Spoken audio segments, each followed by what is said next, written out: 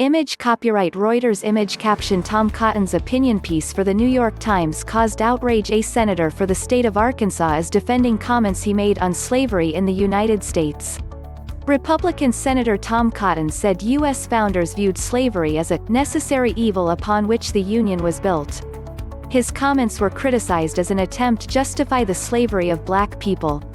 He is introducing legislation to ban federal funds for a project by the New York Times newspaper, aimed at revising the historical view of slavery. The project's founder expressed outrage at the remarks. What did Senator Cotton say? Senator Cotton told the Arkansas Democrat-Gazette that he rejects the idea that the U.S. was a systemically racist country to its core. We have to study the history of slavery and its role and impact on the development of our country, because otherwise we can't understand our country.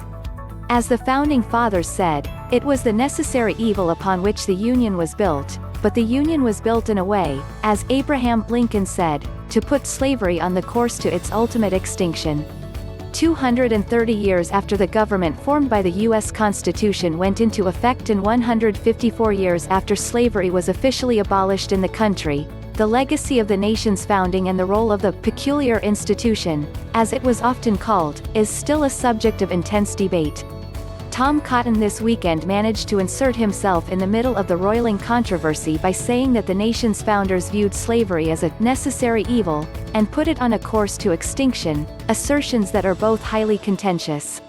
While some early leaders viewed the continued existence of slavery as necessary, and others saw it as evil, there was little overlap between the two perspectives.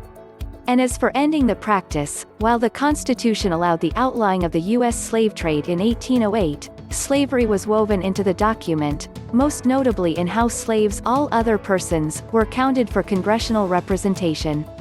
In the end, it took a war to dismantle the institution of slavery in the U.S. If the founders had indeed set the practice on a course to extinction, it turned out to be a bloody one whose lasting consequences remain to this day. On Thursday, Senator Cotton introduced the Saving American History Act, aimed at stopping funding for 1619, an initiative which bases U.S. history teaching around the first arrivals of slave ships in the U.S. in August of that year. The project won the Pulitzer Prize for commentary for its founder, New York Times journalist Nikole Hannah-Jones, but it has been criticized by many U.S. conservatives as an attempt to shift focus from American independence to slavery.